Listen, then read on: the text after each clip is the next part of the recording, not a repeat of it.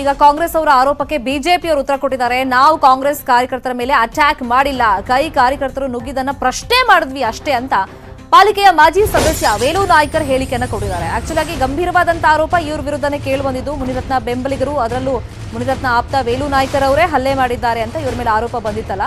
So ಕೈ ಕಾರ್ಯಕರ್ತರು ನುಗ್ತಾ ಇದ್ರು, ಅದನ್ನ ನಾವು ಪ್ರಶ್ನೆ ಮಾಡಿದ್ವಿ ಅಷ್ಟೇ ಅಂತ ಹೇಳಿದ್ದಾರೆ. ನಾವು ಯಾವುದೇ ಕಾರಣಕ್ಕೂ ಕಾಂಗ್ರೆಸ್ ಅವ್ರ ಮೇಲೆ ಕೈ ಮಾಡಿಲ್ಲ, ಹಲ್ಲೆ ಮಾಡಿಲ್ಲ ಅಂತ ವೇಲು ನಾಯ್ಕರ್ ಹೇಳಿಕೆಯನ್ನು ಕೊಟ್ಟಿದ್ದಾರೆ. ನೂಕಾಡಿದ್ದನ್ನೇ ಹಲ್ಲೆ ಅಂತ ಇವರು ಆರೋಪ ಮಾಡ್ತಾ ಇದ್ದಾರೆ ಅಂತ ಮುನಿರತ್ನ ಆಪ್ತ ವೇಲು ನಾಯ್ಕರ್ ಹೇಳಿಕೆಯನ್ನು ಕೊಟ್ಟಿದ್ದಾರೆ.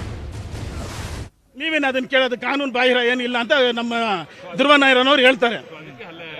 ಅಲ್ಲೇ ಮಾಡಲಿಲ್ಲ ಸರ್, ಇಲ್ಲ ಇಲ್ಲ, ಈಗ ಇಲ್ಲೇ ನುಗ್ಗಲಾಯ್ತು, ಅದನ್ನ ಅಲ್ಲೇ ಅಂತಾರೆ. ಈಗ ನನ್ನ ಹತ್ರ ವಿಡಿಯೋ ಇದೆ, ಅವರು ID ಕಾರ್ಡ್ ಕಲೆಕ್ಟ್ ಮಾಡಿದ ವಿಡಿಯೋ ನನ್ನ ಹತ್ರನೂ ಇದೆ. ಅಲ್ಲೇ ಮಾಡಿಲ್ಲ ಸರ್, ಕೈ ಮುಕ್ಕೊಂಡು ಕೇಳ್ಕೊಂಡ್ವಿ ಸರ್, ಕೈ ಮುಗ್ದು ಕೇಳಿದ್ವಿ. ಅದು ಜನಗಳಿಗೆ ನುಗ್ಗಲಿದೆಯಲ್ಲ, ಅದನ್ನು ತೋರಿಸಿ ಅಲ್ಲೇ ಅಂತ ಹೇಳಿರ್ಬೋದು ಅವರು. ಜನಗಳು ನಮ್ಮ ಕಾರ್ಯಕರ್ತರು ಒಂದು 50 ಜನ ಇದ್ರು, ಅವರು ಇದನ್ನು ನುಗ್ಗಲಾಯ್ತು. ನಾವು ಕೈ ಮುಗ್ದು ಕೇಳಿದ್ವಿ, ದಯವಿಟ್ಟನ ಹಣ ದುಡ್ಡು ಕೊಡ್ತೀನಿ ಊಟ ಹಾಕಿ ಅಂತ ಆಮಿಷ ತುಂಬಬೇಡಿ, ನಿಮ್ಮ ಸಾಧನೆ ಏನಾದರೂ ಹೇಳಿ ಓಟ್ ಕೇಳಿ, ದಯವಿಟ್ಟು ದುಡ್ಡು ಕೊಡ್ತೀನಿ ಅಂತೇಳಿ ID ಕಾರ್ಡ್ ಕಲೆಕ್ಟ್ ಮಾಡಬೇಡಿ, ಫೋನ್ ನಂಬರ್ ಕಲೆಕ್ಟ್ ಮಾಡಬೇಡಿ ಅಂತೇಳಿ ಅವ್ರನ್ನ ರಿಕ್ವೆಸ್ಟ್ ಮಾಡಿ ಕಳಿಸ್ಕೊಟ್ಟಿದ್ದೀವಿ ಇವತ್ತು.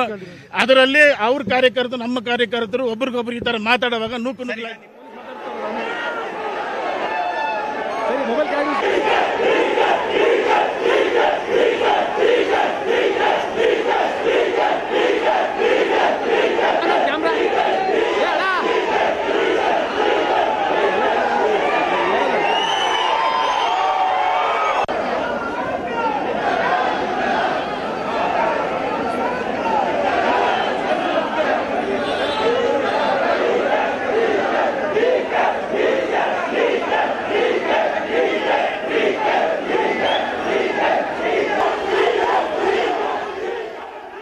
ಪೊಲೀಸ್ ಸ್ಟೇಷನ್ ಮುಂಭಾಗದಲ್ಲಿ ನಾವು ದೃಶ್ಯಗಳನ್ನ ಗಮನಿಸ್ತಾ ಇದ್ದೀವಿ. ಅಲ್ಲಿ ಕಾಂಗ್ರೆಸ್ ಕಾರ್ಯಕರ್ತರು ಕಂಪ್ಲೇಂಟ್ ಕೊಡೋದಕ್ಕೆ ಅಂತ ಹೋದ್ರು, ಪೊಲೀಸರು ಕ್ರಮವನ್ನು ಕೈಗೊಳ್ಳಬೇಕು ಮನವಿ ಮಾಡೋಕ್ಕೆ ಅಂತ ಹೋಗಿದ್ರು. ಯಾಕಂದ್ರೆ ಬಿಜೆಪಿ ಅವರು ಕಾಂಗ್ರೆಸ್ ಕಾರ್ಯಕರ್ತರ ಮೇಲೆ ಹಲ್ಲೆ ಮಾಡಿದ್ದಾರೆ ಅಂತ ಇವುಗಳು ಗಂಭೀರ ಆರೋಪ ಮಾಡಿದ್ದು. DK ಸುರೇಶ್ ಎಚ್ಚರಿಕೆಯನ್ನು ಕೊಟ್ಟಿದ್ದು ಆಯ್ತು, ಕಂಪ್ಲೇಂಟ್ ಕೊಡೋದಕ್ಕೆ ಅಂತ ಹೋಗಿದ್ದಾರೆ. ಪೊಲೀಸ್ ಸ್ಟೇಷನ್ ಮುಂಭಾಗದ ಚಿತ್ರಣ ಗಮನಿಸ್ತಾ ಇದ್ದೀವಿ. ಅಲ್ಲಿ ಬಿಜೆಪಿ ಅವರು ಇದ್ದಾರೆ, ಕಾಂಗ್ರೆಸ್ ಅವರು ಇದ್ದಾರೆ.